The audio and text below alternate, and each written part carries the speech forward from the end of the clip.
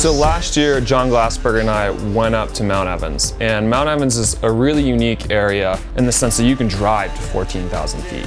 Rich and I went to the summit one day after climbing at Lincoln Lake for a day. And we just spent the afternoon up there shooting some photos, shooting some video. As we were driving down, I kind of saw this boulder in the distance across this field. Out of a whim, I said, hey John, let's stop. Like, maybe there's a boulder over there. Let's hike across this meadow, let's check it out. We kind of hiked out across the field to this boulder that we thought was going to be really cool to look at. We kind of realized that it wasn't a boulder, it was a giant freestanding tower. I kind of hiked my way down to the tower and peeked around the corner, and there was a massive boulder field just sitting there. We were in a little bit of disbelief. It was kind of that unspoken giddiness of, did we just find another like 2 Lincoln Lakes like right under our nose? This is maybe like the next thing. This is exactly what we've been looking for.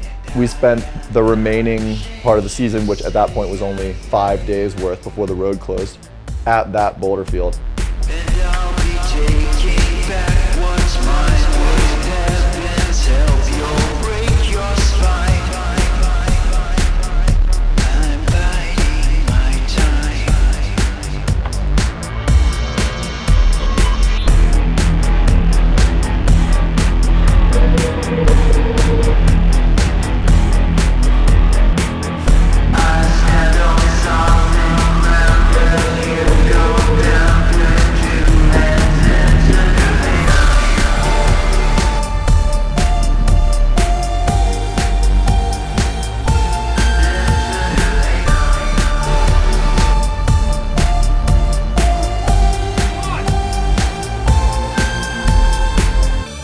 Living in Colorado, as a boulderer, you're faced with the daily challenge of deciding where you want to go climbing, because the Front Range of Colorado is littered with classic and historic climbing destinations.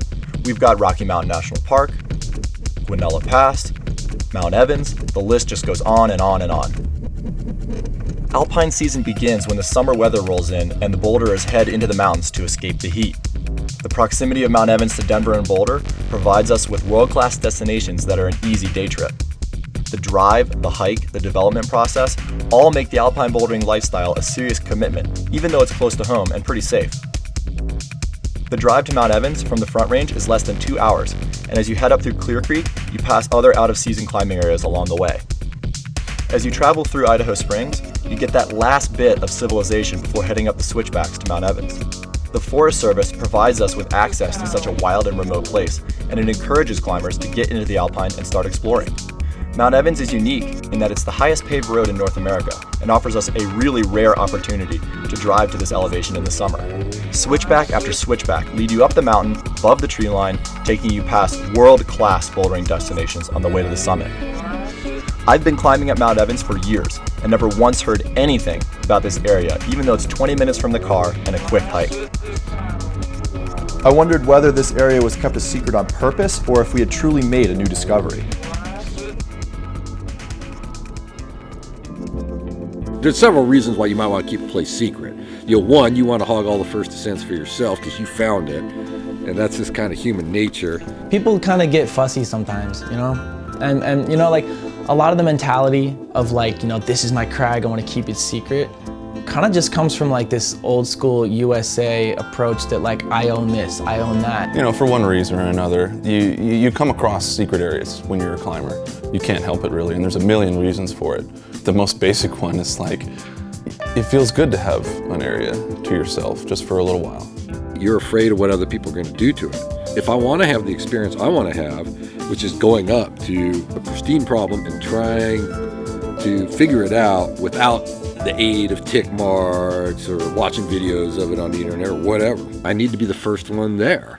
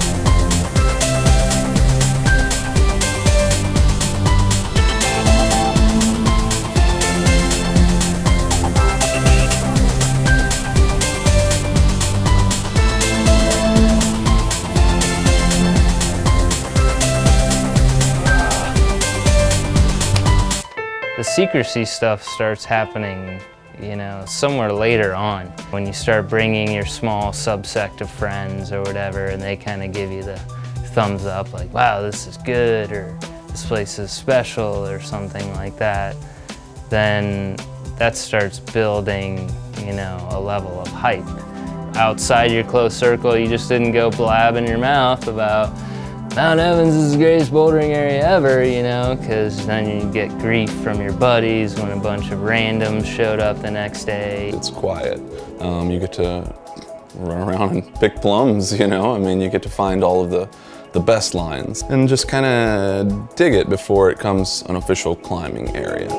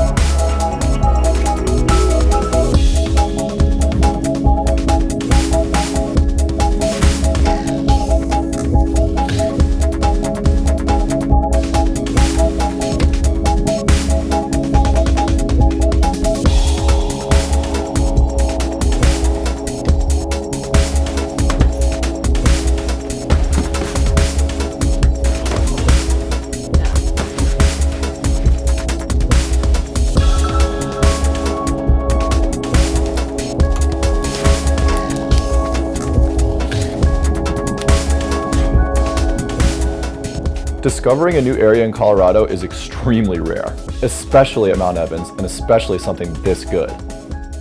It was way too good to be true. It seemed impossible to me that people hadn't been here climbing. I definitely couldn't have been the first boulderer here. Almost every area, even the ones that we think are secret and brand new, you know, that we're doing our best to just not tell even our best friends about. Chances are somebody's been there. Rich and I spent 4 or 5 days up at this area right before the road closed. We kind of went crazy. Then, beginning of September, the road closed, was all over, very abruptly. My girlfriend and I had been down there at the end of last fall, just as the park was closing the gates. We thought, wow, okay, we'll just cash this away and check it out next year. For us, we just kept it a secret. We didn't want to tell anybody. We wanted to make, first ascents and climb new boulders and develop a new area and call it ours. You get to know, after you've been around here for a while, all the people that are putting stuff up. A lot of the people that passed before you, and no one I knew had ever said anything about this. And over the course of 2 or 3 days of running around there, we found no evidence of any climbers, none at all. On the last day, I came around the corner and looked at this one boulder, and I saw that one hold had been broken off. About the same time last year, I actually think I remember hearing someone say that they saw Jon's car up there. So we thought, oh shit, someone else knows about the area. I was kind of just like, damn, like maybe someone had been to this spot before. But apparently people have been climbing there since 1963 or something. And they didn't tell anybody, and that's fine. I think that's what this video is really about, is the constant rediscovering of areas. The time period's just gotten shorter and shorter and shorter. It used to be like areas would be forgotten every 10 years or so, and now it's like every 2 years, it's ridiculous.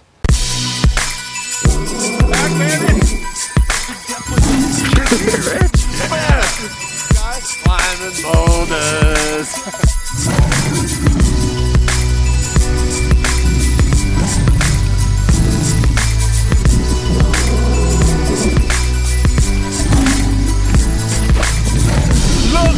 I know it's not easy to, even with the whole world judgmental attitude. People still snickering, tears while they laughing. God, why you make a person hurt below average? Kids still ridicule but don't know Elijah. Pain still makes a meek person turn tiger. Any given Sunday, any given buyer, wave the white flag with a swag to retire. Not about giving up or giving in on one day. It's about never seeing nothing happen your way. Who's got the grown men to lay it down in caskets? It's all about the fire now. My man supplying matches. Cut him till he bleed, but the pain can't compare. Swing walks around, jaded now, persuaded with despair. But if I can give a word to encourage, I would say, I'ma tell you like this. This is how it is. Pain makes a man, the more pain, the more tears. The more drops hit the ground, the more stronger he becomes. You will not fade, you will rise like the sun. Come on now. Yeah, now. Yeah, now. Yeah, now. You can walk again. You can walk again. You can walk again. I would never fade into the cloud. Doesn't make any sense. The cloud, the sun emerges to its target. Illuminate the Constitution. It's blood and water fusion. I feel like hurt because my people want a revolution. Verbal dominatrix, suppressed bondage I conquer. Home never complication. Without Stevie, I wonder. My life is vivid, not timid. I'm in the game of winners. I'm about them digits, scrub business, homie. You dare to witness. One unit, snipe shanker, we fight through it. Precise fluid, despite features, we keep moving. Never underestimate the breath of soldier breathing. On second winds, we make amends to define a reason. Make a rule, break a rule, Simon told me so. Lyric data, I'm representing that system overload. Take a walk with me, people, and reach the finish line. Don't talk about it, just be about it, the state of mind.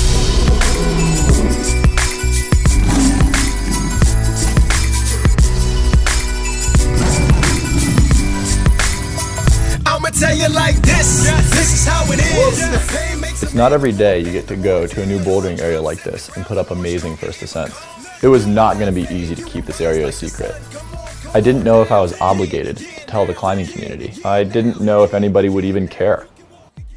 Whenever I've discovered a new area, do I have to tell anybody about it? I wouldn't say I have to tell anybody about it. No, they don't have any moral obligation. I mean, there's nothing wrong with doing your thing, and you don't have to tell anybody about it. Especially on public land. It's like, you or I could walk to this place. We're talking about rights and wrongs. Does intent matter? If I kill somebody by accident versus intentionally, those are different crimes. If I don't tell someone about a climbing area because I want to exclude them because I don't like them, that's different than if I'm keeping things kind of within my own circle of friends because access issues are tenuous. Because the truth is, sometimes the status of an area is unclear. Or you haven't done the homework to make sure that what you're doing is not going to kill off a colony of who knows what. And it may be that for a period of time, it can only accommodate a certain number of people a certain number of times a year. I think that there is an obligation when you discover a place to think very, very carefully about the likely impacts on that area. A lot of climbers, they get out of their car, they go do their thing, they're very focused. They either send or they don't and they go home. It's human nature to take things for granted. I think most climbers don't have to face up to the impacts of their sport very often. People who make videos about climbing areas, when it's handled responsibly, I don't necessarily see a problem with that.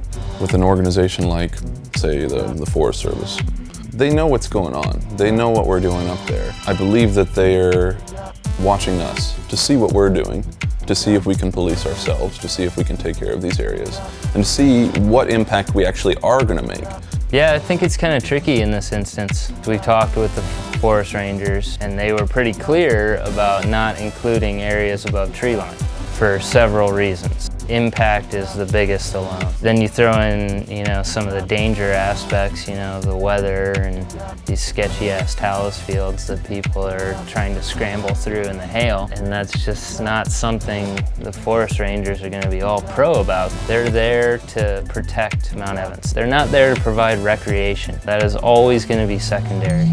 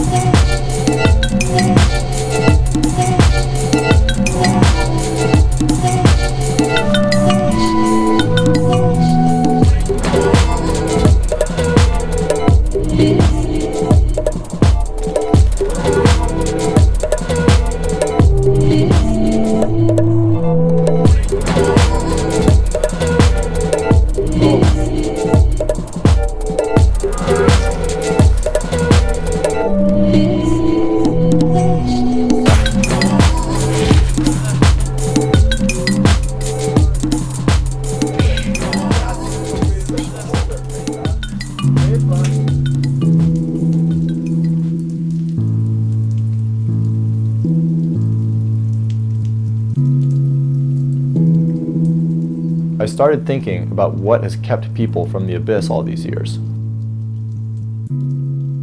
I certainly wasn't the first person here, so why wasn't this area getting the hype that it deserved? The most obvious thing to me was the weather, because the alpine can be downright terrifying in a thunderstorm.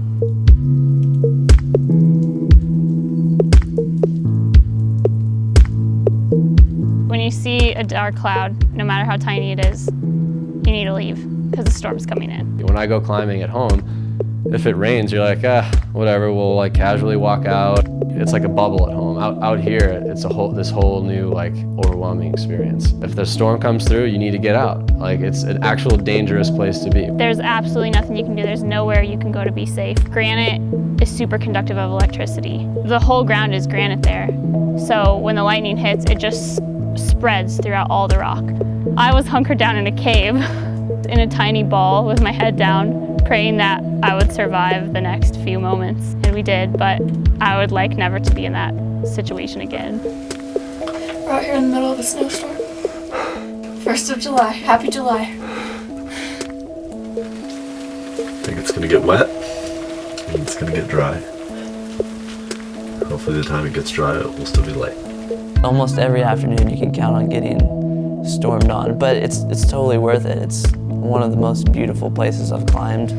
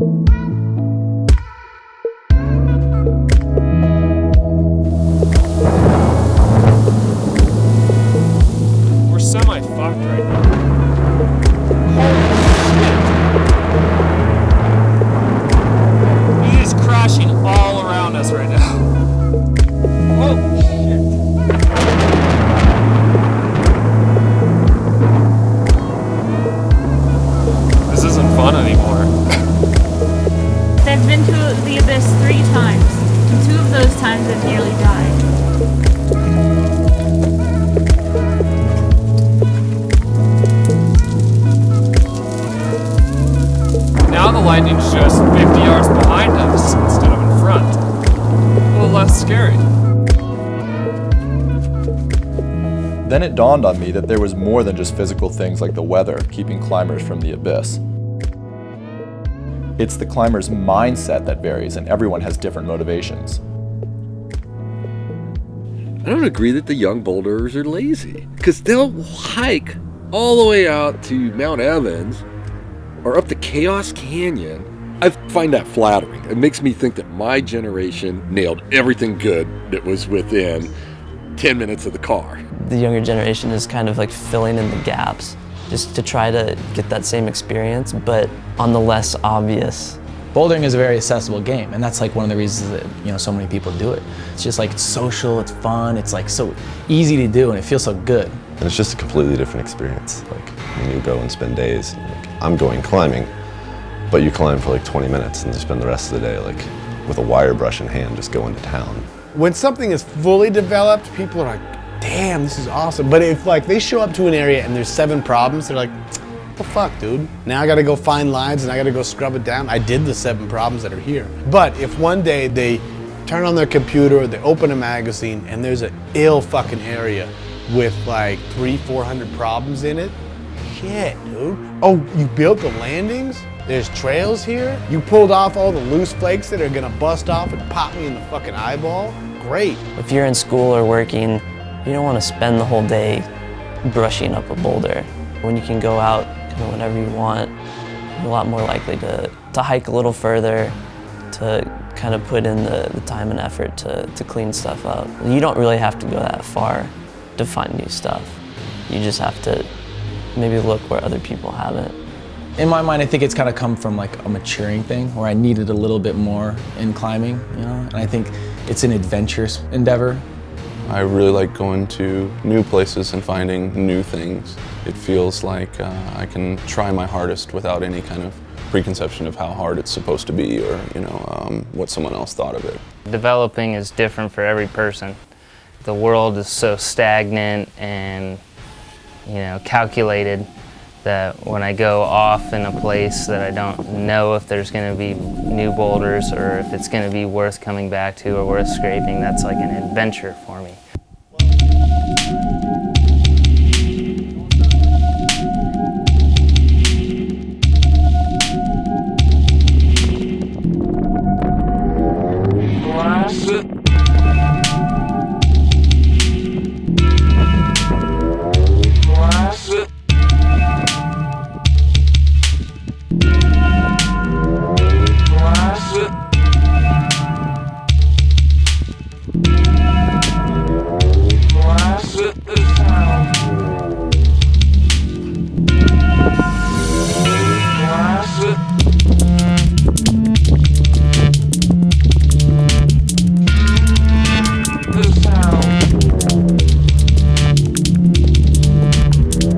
People come out here, like myself, for the park. Oh my God, let's climb at the park. Who doesn't want to go to Rocky Mountain National Park? Who doesn't want to go to Evans, especially if you're new? I'm new. So when I come out here, I'm excited to get on those classics. There's like hundreds of classics. I'll never do half of them, but I want to come out here and get on them and climb some of them. Until those lines start showing up and you get the right concentration and the right lines, I don't think people are attracted to areas as much. I find that people won't hike for a real gem of a problem if it's the only thing out there. When you go up to a new boulder field that you haven't been to, you're like, oh, that looks like it's perfectly clean, the landing's flat, like no problem, I'll just get on it, drop my pad, climb it, done. When you go out to a new area, you have to clean it, you have to think about the fall, is it doable? Can anybody do this? Is it cool, is it not cool, is it dangerous? You have to be very motivated to do that. You go outside to project or you go outside to develop. That's a very different thing. When you have an area that suddenly gets a good double handful of hard problems, people start to see this development just exploding. Developing new boulders is hard. I've only had a taste of it, and it's hard work. It takes so much stupid amount of effort to develop new areas on big alpine zones around Mount Evans. I wouldn't really consider it work though. It's fun to do because then you get to climb on it afterward. When you start out, I mean, it's covered in loose bits, so there's just a lot of scrubbing with wire brushes. I've got bashes all over my knuckles from getting too enthusiastic cleaning stuff, and you just bash your knuckles up. And it's kind of hard work. I mean, it's different. You have to be very ethically sound. You can't really sway into the gray area, especially around like Boulder, Colorado. It feels like a lot of work, but when you're done, it just, I don't know, it just feels really good to like step back and be like, I did that. Now there's a climb there, and it might not even be very good, and it's certainly not very hard. But I don't know, it's something that you sort of left your imprint.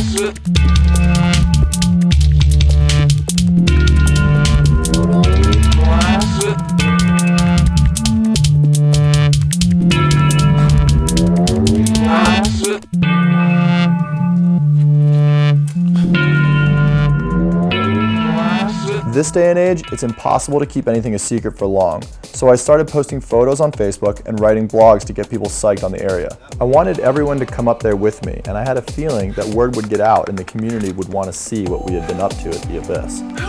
Yes, first ascents! But back in the 80s, before the internet, the community was a lot smaller. We'd see each other at the gym during the week, and we'd talk about it. That's how things traveled. It was literally just word of mouth. Like I would tell somebody, somebody would tell another person, and that was just kind of how this place would be relayed from person to person. It was a lot slower. Well, now with the internet, information about a climbing area will spread through Facebook, Twitter, Climbing Narc, LT11, all these sites that are constantly have a flux of information. You can derive much more quickly very specific information. Instead of like word of mouth over a campfire or some guidebook from 10 years ago, you could look on the internet. The technology nowadays has expedited the process of like a place being talked about. It can be literally as simple as being friends with someone on Facebook and they post something on Instagram and bang. You can get service on the way down the mountain from Evans. You're already updating your scorecard. You're already posting something to Facebook within the hour. And soon it'll be even faster once data speeds speed up and we're just streaming video from our phone and people are watching everyone send instantaneously.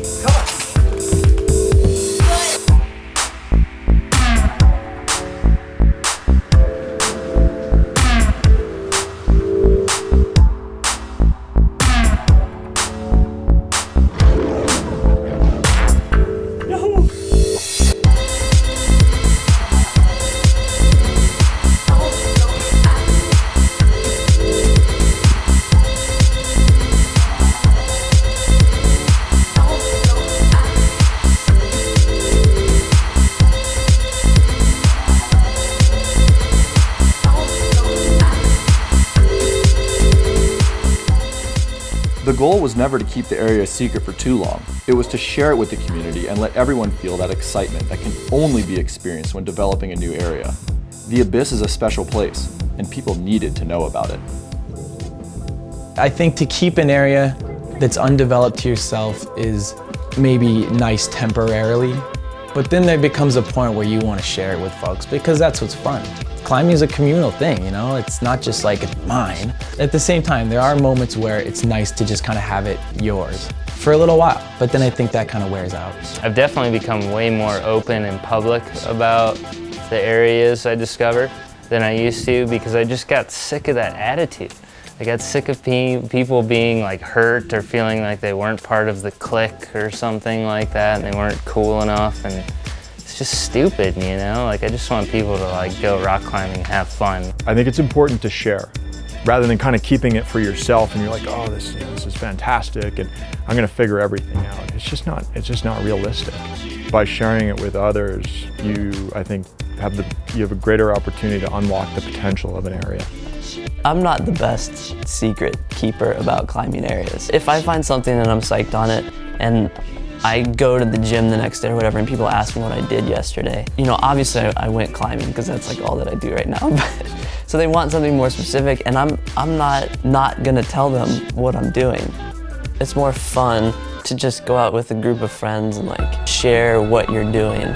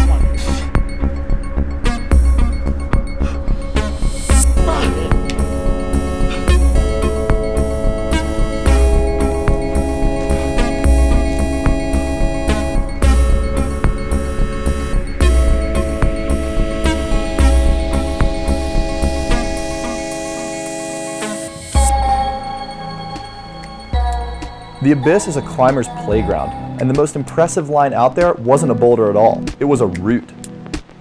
It seemed fitting that the coolest thing to come out of all of this was on the tower that Rich and I saw at the very beginning.